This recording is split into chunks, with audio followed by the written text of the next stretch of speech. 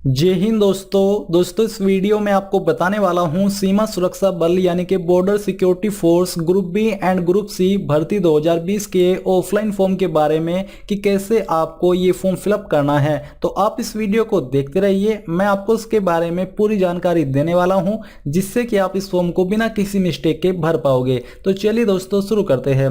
दोस्तों form fill up का process बताने से पहले मैं आपको बता दूं कि मैंने कल ऑलरेडी इसके एलिजिबिलिटी क्राइटेरिया के बारे में वीडियो बना दी है, यानी कि आपको बता दी है कि इस भर्ती में कौन लोग अप्लाई कर सकते हैं और कौन लोग अप्लाई नहीं कर पाएंगे। तो अगर आपने अभी तक ये वीडियो वॉच नहीं की है, इस वीडियो को वॉच करें। वॉच करने के बाद अगर आपको लगे कि हाँ आप इसमें एलिजिबल हो, क्योंकि इसमें फ्रेशर कैंडिडेट आवेदन नहीं कर सकते, तो उसके बाद आपको इस वीडियो को आगे कंटिन्यू देखते रहना है। अब यहाँ पर दोस्तों ये आपका एम्प्लॉयमेंट न्यूज़पेपर है, इसी में इस भर्ती की घोषणा की गई है और यहीं पर इसके फॉर्म का परफॉर्मा भी दिया है। अगर आप एम्प्लॉयमेंट न्यूज़पेपर के 4th पेज पर आओगे, जो कि पीडीएफ में आपको डिस्क्रिप्शन में देने वाला हूं, तो आपको यहां पर ये जानकारी जानने को मिलेगी।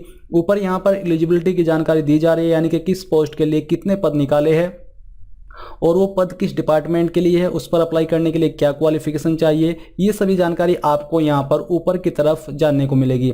फिर यहाँ पर दोस्तों आपको इसी में राइट साइड में देखने को मिलेगा बायोडाटा, जो कि इसका परफॉर्म है, जो कि आपको फिलअप करके भेजना है। तो इसी के बारे में मैं अब आपको यहाँ पर बताने वाला हूँ कि कैसे आपको ये फिलअप करना है। तो दोस्तों आपको क्या करना है, आपको इसको प्रिंट करा लेना है, यानी कि आपको इसको डाउनलोड करने के बाद जहां पर इसका परफॉर्मा दिया जा रहा है, यहां से आपको इसको प्रिंट कराना होगा, क्योंकि तभी आप इसको अच्छे से भर पाओगे। तो यहाँ पर जैसे आप इसको प्रिंट करा ले, मैं आपको सजेस्ट करना चाहूँगा कि आप इसकी 4-5 फोटोकॉपी निकालें, ताकि जब आप इसको भरे और भरते समय कहीं पर कोई मिस्टेक हो जाए तो आपको वो परफॉर्मा इस्तेमाल नहीं करना है, आपको न्यू परफॉर्मा लेना है, क्योंकि जिसके अंदर कटिंग हो जाती है वो फॉर्म एक्सेप्ट नहीं किया जाता।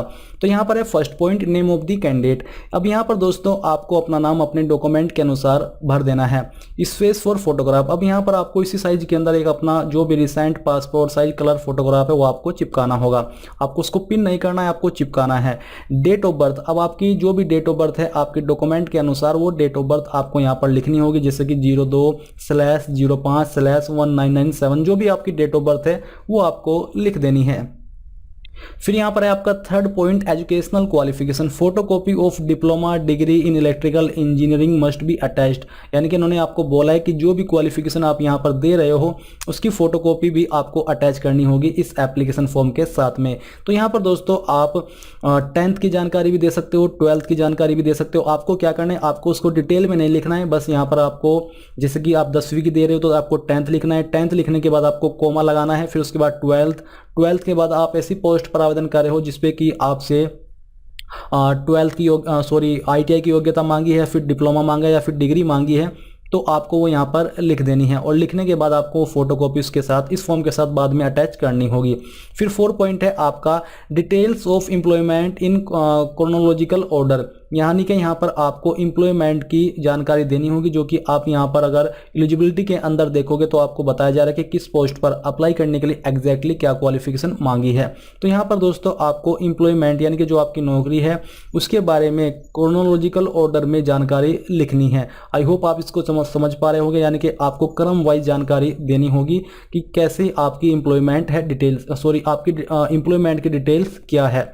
फिर यहाँ पर आप देखोगे 4 पॉइंट के अंदर ही नीचे आपको डिटेल में जानकारी जानने को मिल पा रही है कि ऑफिस, इंस्टीट्यूट, पोस्ट हेल्ड, यानी कि आपको ऑफिस का नाम देना होगा या फिर उस इंस्टीट्यूट या ऑर्गेनाइजेशन का नाम देना है।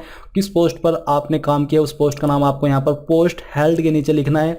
कब से लेकर आपने काम किया वो यहाँ पर आपको फ्रॉम की डेट में लिखना है और कब तक किया वो आपको टू की डेट में लिखना होगा। स्केल ऑफ पे एंड बेसिक पे आपको यहाँ पर लिखना है और नेचर ऑफ ड्यूटीज़ आपको यहाँ पर लिखनी होगी, यानी कि किस तरह का काम आप करते हो। ये आपको थोड़ा शॉर्ट में लिख देना है जिससे कि आप इसको पढ़ भी सके और समझ में भी आ जाए। फिर है प्रेजेंट स्केल ऑफ पे एंड प्रेजेंट पे विद नेक्स्ट इंक्रीमेंट, यानी कि यहाँ पर आपको जो आपका प्रेजेंट स्केल ऑफ पे है यानी कि सैलरी है एंड प्रेजेंट पे विद नेक्स्ट इंक्रीमेंट है वो आपको यहाँ पर इस कॉलम के अंदर लिखना होगा। ये जानकारी सिर्फ वही समझ पाएंगे जो कि पहले से जॉब कर रहे हैं, यानी कि सेंट्रल गवर्नमेंट या स्टेट गवर्नमेंट ऑफिसर है। अगर आप फ्रेशर हो तो आपकी कुछ समझ में नहीं आएगा कि ये मैं किस बारे में बात कर रहा हूँ। फिर है आपका whether belongs to SC ST, अगर आप SC ST कैंडिडेट हो तो यहाँ पर आपको लिख देना है कि एससी या फिर एसटी, और साथ ही उसकी जो फोटोकॉपी है सेंट्रल गवर्नमेंट का आपके पास सर्टिफिकेट होना चाहिए, वो आपको अटैच भी करना होगा। Whether any penalty is imposed या फिर enforce, if yes details thereof, क्या आपके ऊपर कोई पेनल्टी लगी हुई है या इम्पोज की गई है या फोर्स की गई है। अगर की गई है तो यस लिख लीजिए, नहीं तो आपको नो लिखना है। अगर आप यस लिखोगे तो आपको उसके बारे में डिटेल्स देनी होगी, उसका कोई सर्टिफिकेट या फिर कोई भी आपके पास डॉक्यूमेंट है वो आपको इस फॉर्म के साथ अटैच करना होगा।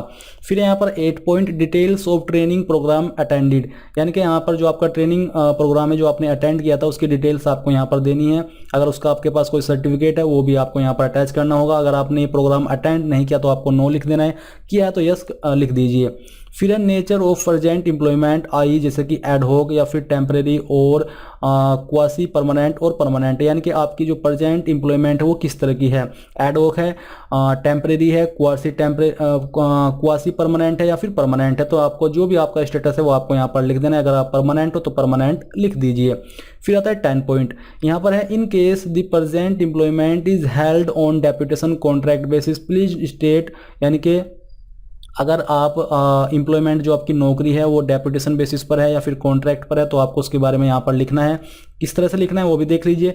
The date of initial appointment, यानी कि जब आपने नौकरी ज्वाइन की थी, अपॉइंट हुए थे आप, तो यहाँ पर आपको डेट लिखनी होगी जब आपने जॉब शुरुआत की थी।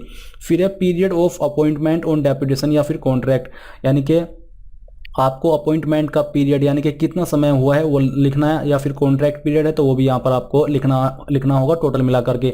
बट ये इस सिचुएशन में लिखना है जो सिचुएशन यहाँ पर दी जा रही है, अगर आप डेपुटेशन या फिर कॉन्ट्रैक्ट बेसिस पर हो। अगर आप इसके ऊपर नहीं हो तो आपको यहाँ पर नो लिख देना, यानी कि इसकी जानकारी आपको भरने की आवश्यकता नहीं है अगर आप परमानेंट हो।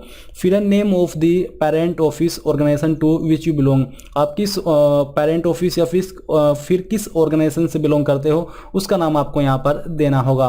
फिर है 11 point, are you in revised scale of pay, यानी कि जो स्केल ऑफ पे है क्या वो रिवीज किया गया है, बढ़ाया गया है। तो अगर किया गया तो यहाँ पर यस लिखिए, और यस लिखने के साथ ही आपको give the date from which the revision took place and also indicate the pre revised scale, यानी कि आपको तो यस तो लिखना ही है, साथ ही आपको किस डेट से आपकी सैलरी वो जो स्केल है वो बढ़ाया गया था, और जो आपका उसके पहले स्केल था वो भी आपको यहाँ पर लिखना होगा। फिर यहाँ पर दोस्तों आता है additional information if any which you would like to mention in support of your suitability for the post, यानी कि अगर आप कोई एक्स्ट्रा इन्फॉर्मेशन देना चाहते हो जो कि आपकी पोस्ट को सुटेबल करती है तो आप यहाँ पर इस कॉलम के अंदर लिख सकते हो। फिर है सिग्नेचर ऑफ द कैंडिडेट, यहाँ पर दोस्तों आपको अपने सिग्नेचर करने हैं, एड्रेस यहाँ पर आपको लिखना है। Counter signed by HOO with seal, यानी कि यहाँ पर आपको HOO के काउंटर साइन करवाने हैं। यहाँ पर आपको डेट पर अपना नाम लिखना है, और इसके बाद आपको नीचे आना है और आपको यहाँ पर फिर से सिलेक्शन ऑफ सीरी यहाँ पर आपको अपना नाम देना है। सिग्नेचर ऑफ HOO नेम यहाँ पर डालना है। डेजिग्नेशन के किस पद पर वो काम करते हैं वो यहाँ पर आपको देना होगा। ऑफिस ऑफ द सील यहाँ पर आपको लगवानी होगी। ये आपका जो फॉर्म है वो कम्प्लीटली फिलअप हो चुका है।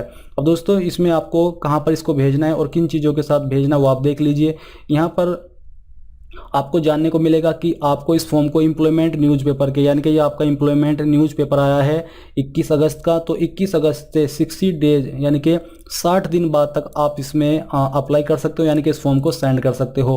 और किस एड्रेस पर आपको सेंड करना है वो एड्रेस आपको यहाँ पर दिया जा रहा है। ये आपका कंप्लीट एड्रेस है, 60 दिन से पहले ये फॉर्म यहाँ पर पहुँच जाना चाहिए।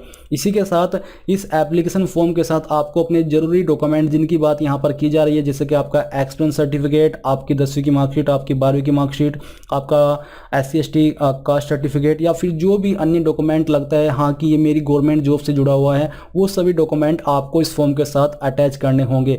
इसके अलावा अगर आपको कोई भी सवाल है यहाँ पर इससे जुड़ा हुआ जो कि आपको लगता है और ये आपको शक पैदा कर रहा है आपके मन में, या फिर आप उसके बारे में और डिटेल में जानना चाहते हो, तो आप उसके बारे में मुझे कमेंट करके पूछ सकते हो। मैं कोशिश करूँगा कि जितना जल्दी हो सके आपको उस चीज़ का आंसर करूँ, ताकि आपसे इस फॉर्म के भरने में कोई भी मिस्टेक न रहे। तो दोस्तों इस प्रकार से आप बीएसएफ कांस्टेबल एसआई और जो कि आपकी वैकेंसी रखी गई है group B and group C की पोस्ट पर भर्ती 2020 ऑफलाइन फॉर्म के बारे में पूरी जानकारी।